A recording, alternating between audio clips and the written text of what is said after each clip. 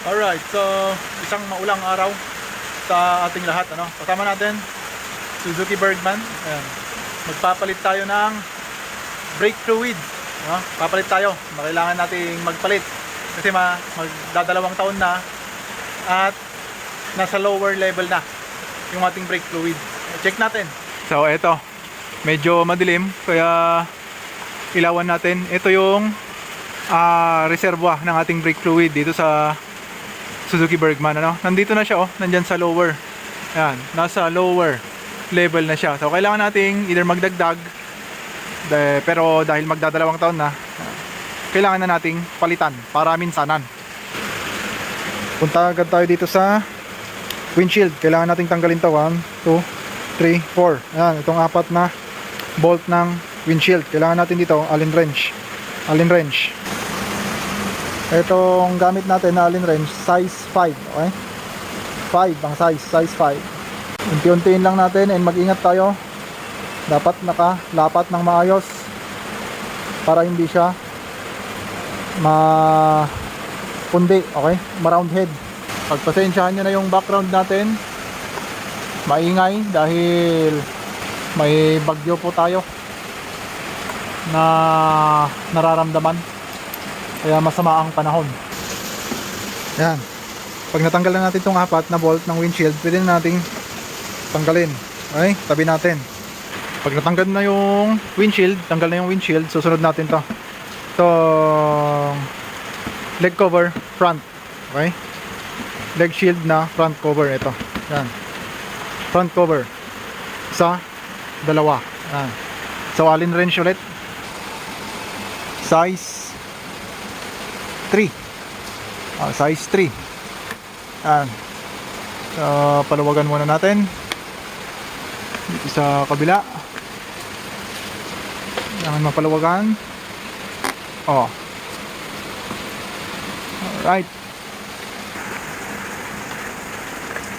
Pag napaluwagan na, pwede na nating tanggalin. Medyo mahaba pala ito. Medyo mahaba itong nakalagay dito. Ayun, may kahabaan. Yun. Dito sa kabila. Yan, tanggal yung dalawa. Ngayon, paano naman natin tanggalin to? Hilain lang natin pababa. Yan. Kapitan natin. Yan. Hilain natin pababa. Mas maganda pag dalawang kamay. Ulitin ko, mas maganda pag dalawang kamay. Ayan, hilain nyo lang pababa. Tutunog yan. Ayan. So pag nahila na pababa, pwede nyo nang tanggalin. Ayan, Kung makikita nyo dito, ayan, kitang kita na yung baterya dun sa loob. Nandun sa taas. Ayan, Yan. So hindi pa tayo makakapaglagay ng maayos. Next nating tatanggalin, ito. Yan. Dito sa bandang gilid. Yan, sa kabilaan yan. Dalawa. Yan. Kailangan natin dito Phillips screw. So gamitan natin Phillips screw. Yan. Tanggal sa kabila rin.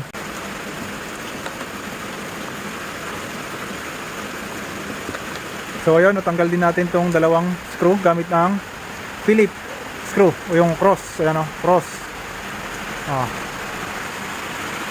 Next natin gagawin, kunin ulit natin yung Phillips screw. Ayan, tanggalin natin yan. Yan. Phillips screw. So ang unit pala ng ating Bergman version 2, ito yung version 2 dito sa Pilipinas, Suzuki Bergman Street na 125. Okay, hindi ito EX, hindi ito EX. Ito yung Street na version. Ayan. Dalawa yan. Ito yung Bergman na size 10, yung gulong niya sa likod. Ayan, tanggal. Susunod dito sa bandang gilid. Ayan, kung nakikita nyo ito, ayan, tusukin nyo lang yan, tusukin nyo lang yan. Bababa yan, bababa. Okay, ayan, yan, tusukin nyo lang yan. Plastic rivet, Plastic rivet. Tusukin nyo lang yan. Bababa yan. Bababa. Magkabilaan yan. Tusukin nyo lang yan. Bababa. Plastic rivet. Ang tawag dyan. So ngayon, pagtapos na nating nagamit itong cross Phillips screw, kuha tayo ng flat screw. So ayun, meron na tayong flat screw. Kailangan nating sundutin. Ano? Sundutin itong plastic rivet na ito. Kailangan nating sundutin. So ito, pasok lang natin. Yan, aangat yan, aangat. Oh, ayun. Umangat, di ba? Pwede na nating kunin. Yan. Ito yung plastic rivet. Oh, di ba? Kabilaan yan, syempre. Yan. Yan, lilitaw yan, lilitaw. Ayun. Lumitaw nga. Oha. So ito, tanggal yung dalawang plastic rivet natin. Okay. So pag natanggal na yung mga bolts and screw natin, makikita nyo ito. Yan, dito sa may side, parang may cross, di ba? Diinan nyo lang yan. Tulak nyo pababa. Yan. Tulak nyo pababa. Yan, luluwag to, luluwag. Ito. Kabilaan yan. Tulak nyo ulit. Tulak nyo lang. Yan. Diba? Oh. Luluwag na. Okay. So, wag nyong biglaing hilain kasi nga nandito yung LCD natin. LCD yan. May connector yan eh. Ayan o. Kitang-kita sa ilalim. So, okay lang pala na hindi na natin i-dismantle doon sa connector. Okay? Pwede nating remedyohan. Ganyan. Pwede nating remedyohan. At ayun na nga, kitang-kita na. Kitang-kita na itong ating reservoir. Ayan o. Ito na yung reservoir. Yung lagayan ng ating brake fluid. So kakaiba siya. Kung yung mga ibang motor ay nandito. Ito yung reservoir. Ito nandito. Kakaiba itong ating Suzuki Bergman. Ayan. Susubukan nating tanggalin yung takip. At sana walang tumilapon dito. Ayan, Nissin. Meron siyang rubber. Ayan, rubber cap. Ayan o. Ang konti na lang talaga. Konting-konti na lang haiwan. Ayan, pag nabuksan na natin, kailangan nating lagyan hanggang sa upper level. Ayan, kung ito yung lower, makikita nyo, meron ding upper level. Ayan, may upper level yan. Tignan nyo mabuti. So, dot 3, ulitin ko, dot 3 ang ilalagay natin. Okay? Pwede namang dot 4, pero dot 3, mas mainam. Ayan, dito sa part na to, makikita nyo yung pagkakaiba ng kulay ng luma at bago. No? Ayan, punuin nyo lang yan. Kasi nga, i-bleed din natin yan. Bi-bleed. Okay? Parang ipa-flush natin yung luma na nakalagay dyan. Ngayon, paano tayo mag-bleed? Ayan, tanggalin natin tong cap dito sa daanan ng brake fluid. Ito, nakikita nyo yan. Tapos kuha tayo ng size 8. Okay? Size 8 ang kailangan natin dito. Ayan, 8. Size 8. Pag binuksan natin to, tutulo yung brake fluid. Kailangan lang nating pilitin. Ayan. So, hindi ko siya pinul, hindi ko siya pinul. Kasi kailangan yung abangan dito sa bandang taas. Habang tumutulo sa baba, titignan nyo to. Pag nasa lower level na, yan kita nyo, nagbabawas. Pag nasa lower level na, i-close nyo ulit. Okay? I-close nyo ulit yan pag nasa lower level na. I-check nyo maputi. Ayan, tumutulo siya. Tumutulo. Huwag nyo masyadong i-full. Pwede nyo namang bilisan pero kailangan nyo mabilis din yung mata nyo. Ayan, habang tumutulo, check nyo to. I-check nyo mabuti. Ayan nagbabawas, diba? Nagbabawas. Ganyan ang diskarte dyan para hindi malagyan ng hangin. Kasi pag napabayaan yan, pumasok yung hangin. Ako, ang hirap ng mag-bleed yan. Ayan, malapit na sa lower level. Ayan. Malapit na sa lower level. Malapit na sa lower level. Alright, malapit na sa lower level. Okay, pwede na tayong mag-close. Ayan, close ulit natin to. Okay, close na natin yan. Wala nang tumutulo. Ito nyo, konting-konti na lang. Ayan, itong gagawin natin, magdadagdag tayo. Ayan, kailangan nating magdagdag hanggang sa upper level ulit. Okay. Ayan, naubusan tayo. Actually, tira-tira lang to. Pinang-flush lang natin. Pero meron tayong nabili talaga na bago.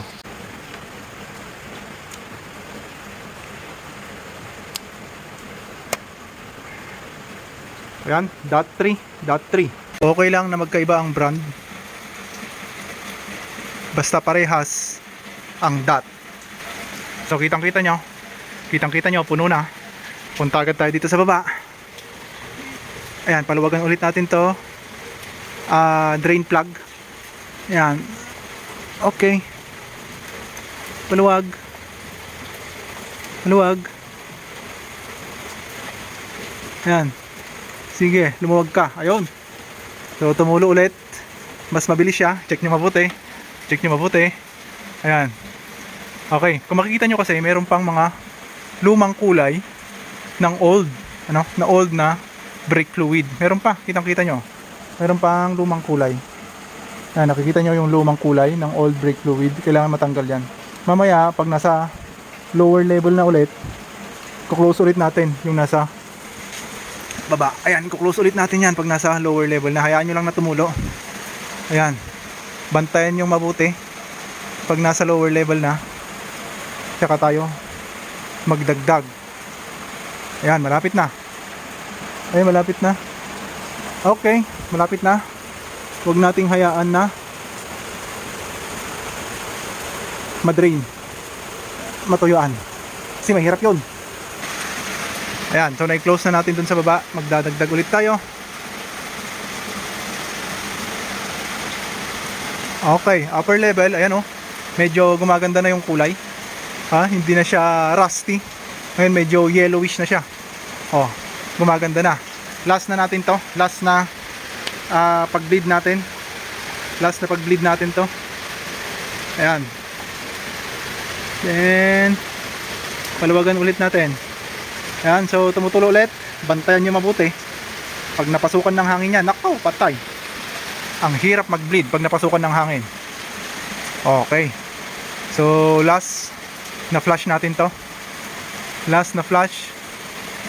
Okay, yung iba kinakalabit-kalabit pa itong lever, no? Yung front lever kinakalabit-kalabit pa, ganon. Sa atin hindi na. Ganyan na lang yan.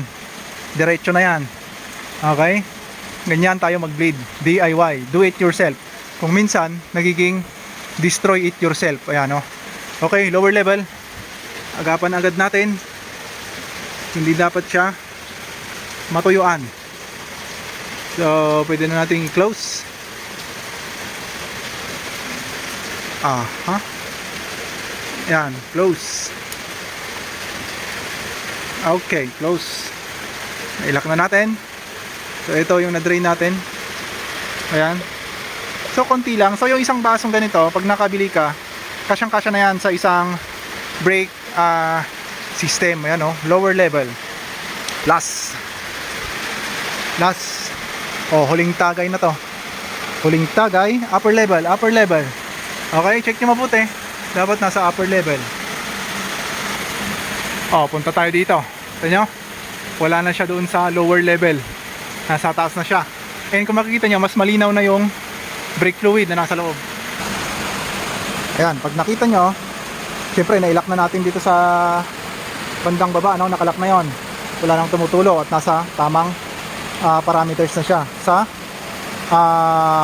upper level. Ayan, hindi rin pwedeng sumobra yung nag-uumapaw kasi meron tayong ilalagay na rubber. Itong rubber na to, humahaba to. Humahaba yan, pero dapat ganito ang itsura nya pag ibabalik ninyo. O, tignan nyo. Pag nasobrahan, aapaw yan. Aapaw. Ayan. Umapaw mga kaibigan. Maging cautious kayo sa brake fluid natin, ano? Dahil ang brake fluid nakakasira ng pintura. Okay? Nakakasira ng pintura ang brake fluid. Kaya kung may mga umapaw, nakapatak dito sa mga fairings, nako, kailangan yung hugasan agad ng tubig. Ito mamaya hugasan natin yan.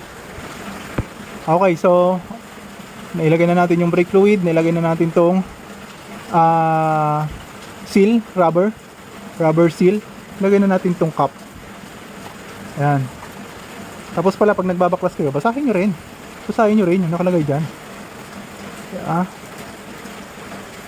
Dapat mahigpit. Sakto ang higpit. So, paano nyo malalaman kung tama yung ginawa nyo? Na effective nga ba yung DIY na ito? Di front brake. Yan, di ba? Tumitigas. Bago nyo isara, ayan, kapitan nyo muna yung brake. Ayan, kung matigas, goods. Di ba? Matigas yan. Pero pag ginapitan nyo, tapos umabot agad dito, nako, hindi goods. Bad yan, bad. Di ba? So matigas dapat yan. Ayan, ganyan lang yan, di ba? So pinagpawisan tayo doon, kahit maulan. So ganun lang yung DIY natin. So kung nakatulong itong ating video na ito, suporta naman sa ating munting channel, sa mga owner ng Honda Click, Honda Beat, ayan, Suzuki Bergman, at sa mga mahilig sa scooter dyan, subscribe kayo sa ating channel. Alright, ito ngayon ang problema natin. Paano natin ibabalik itong mga binaklas natin? Siyempre, kung kaya nyong baklasin, dapat kaya nyo rin ibalik. Ganun lang yun, di ba? Isa-isahin natin, ayos natin ito. Dapat itong dalawang ito sa ilalim yan, kasi dyan natin ilalagay yung dalawang rivet, plastic rivet. Ayan, tapos yan, ito ang una nyong i-position dito, kabilang gilid. Ayan, hindi siya nakaposition. Tapos dito sa gitna dapat sakto yung butas. Ayan, dapat yung lock nakatusok. Ito hindi pa nakatusok to. Yan. Tapos check nyo doon sa ilalim dito, check nyo kung tama ang lagay. Okay, hindi yan dapat yan nakaangat. Iayos natin. Ang medyo mahirap dito sa pagbalik nito ay yung pag-angat dito sa plastic, kaya kailangan mong pasok yung kamay mo, yan, para may tulak yung sa ilalim, lumapat. Okay, medyo magalaw na yung ating video. Ayan, okay na, pantay na siya dito. Babalik na natin yung, syempre, yung mga tinanggal natin. Ganun lang kasimple.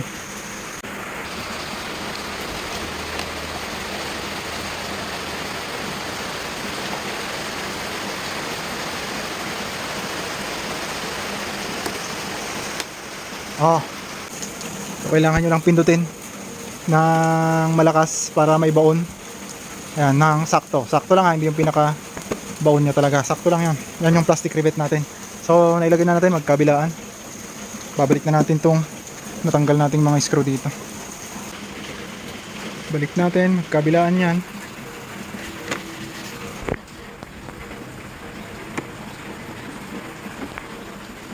Yan.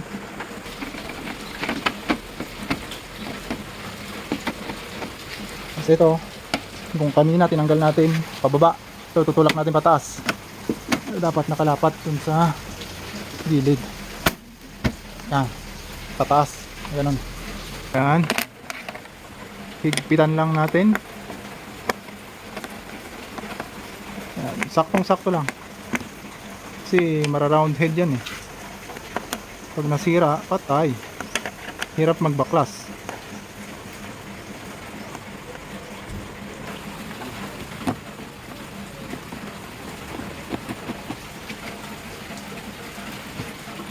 Kabilaan ulit yan.